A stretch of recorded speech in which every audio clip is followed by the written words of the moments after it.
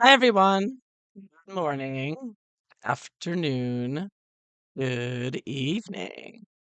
So, this is just a quick video. I wanted to alert you to this article or this interview, actually. There's an article out written by Dr. Claudia Chaffman here regarding the indoctrination of vaccine ideology that was successful on college campuses. I put a link below to the interview with her and with Dr. Peter McCullough. And basically, she just wrote a paper. She's an MD, MPH, about the isolation, propaganda, shaming, coercion that all drove this moralistic fallacy. If you, Dr. Makis, the oncologist, covered the scientific papers in the NIH, science paper database there, that it was all intentional. Everybody was manipulated with psychology. They were controlling the masses and they were using thought reform or brainwashing techniques.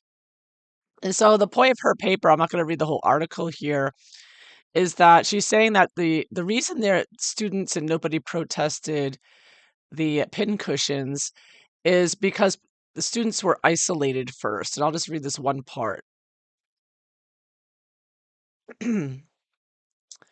It says here what she wrote: for these participants, the perception that the unvaccinated people were unsafe and morally defected continued even when, over time, claims from trusted sources, public health officials, and medical personalities began to clash with the experiences. Indeed, for many of them, the vaccine status was an indicator of desirable social and moral characteristics. So, regardless of these experiences, they continue to prefer socializing only with other vaccinated people. That's one part. But basically, the sociologist, this university professor, Claudia Chaffman, pointed out that the reason that this was so successful and that nobody protested it is because they isolated people first. So the first step to this whole COVID narrative was to isolate people, right? Send them home, etc. And that is indeed part of what they do with cults and other brainwashing techniques. And I have a video. So the bottom line is the reason that the COVID vaccine rollout was never challenged by students and colleges and everything. I mean, here you have those brilliant minds and nobody questioned it. They just went along. It's because it was all brainwashing or thought reform. And I have another video on my channel here, which is talking about this with cult expert Rick Ross, who worked with Nexium cult members. And he goes through the 8 steps of Robert J. Lifton. Here's one article about him, very famous psychologist, and the 8 steps to brainwash someone or to mold their minds, control their minds. The first one is milieu control. So milieu control means isolating you, right? And then the next one, mystical manipulation, which is like people falling over in China, dropping dead suddenly. And then demand for purity, cult of confession. So the demand for purity, everybody be, those unvaccinated were dirty and all that. Cult of confession, people putting up their pictures on social media. I got it. I got it. The sacred science, number 5, like Fauci, he is the science.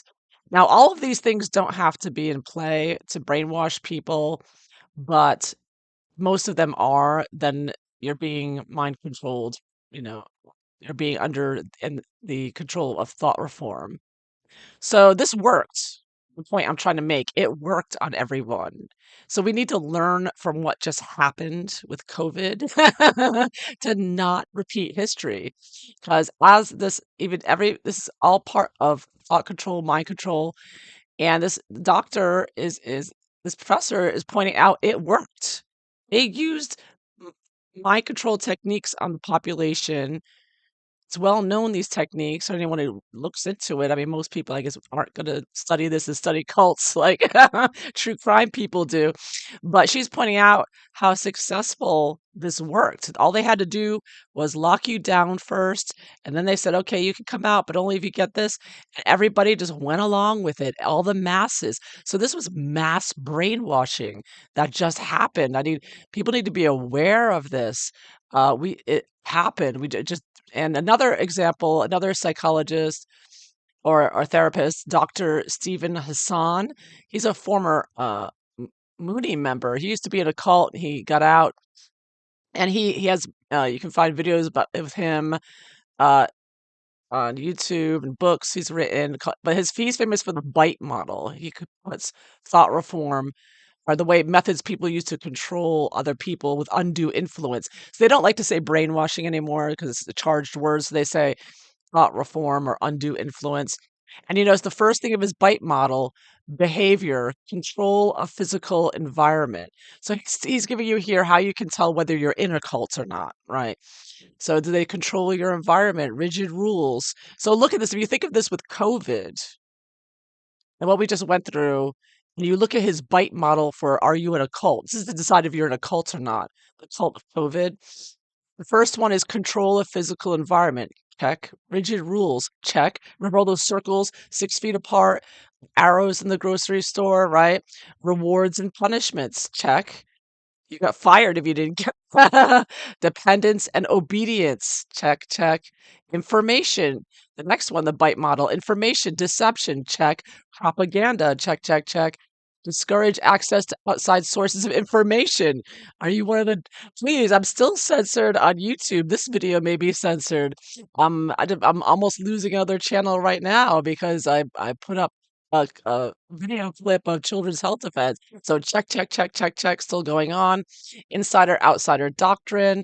Next one, thought, all or nothing, good and evil, us against them, vaccinated against unvaccinated. Encourage only good and proper thoughts. Check. Thought stopping techniques. Okay, he's calling them thought stopping techniques over thought. That's what Lifton called thought terminating cliches. They're things like um, conspiracy theorist or racist. You get accused of something. Someone just says, "Oh, you're a racist," or "You're a conspiracy theorist," and that's meant to shut down critical thinking. Like, "Oh, don't need to listen to that person. Don't need to think about it anymore. They're just a conspiracy theorist. You don't need to listen to them." And it works. And this is what cults do to keep people under control. And that's what they've been doing to us. The last one, emotional, feeling chosen or special. Check. Guilt manipulation. Check. Don't kill grandma. Emotional blocking techniques. Check. Phobia, indoctrination. Check. So all of these brainwashing, cult, thought reform techniques have worked. And I bring this up. I'm making this video because I think they're going to try doing it again. They've been talking about lockdowns coming again. Those are the rumors I'm hearing. And if they do, you need to be aware, people need to be aware as much as possible that when they do lock you, if and when they do lock you down again or try to, everybody needs to rebel this time. But if they do try it again, this is the first step, milieu control of brainwashing thought reform. All right. And again, I put a link below to this professor here just recently just wrote an article talking about that. So just want to make a video to inform you of this. So I hope you enjoy this. I would play the video, but I'm afraid it would get censored. So I put a link below. But anyways, I hope you found this interesting. Thanks for watching. Take care. Bye bye.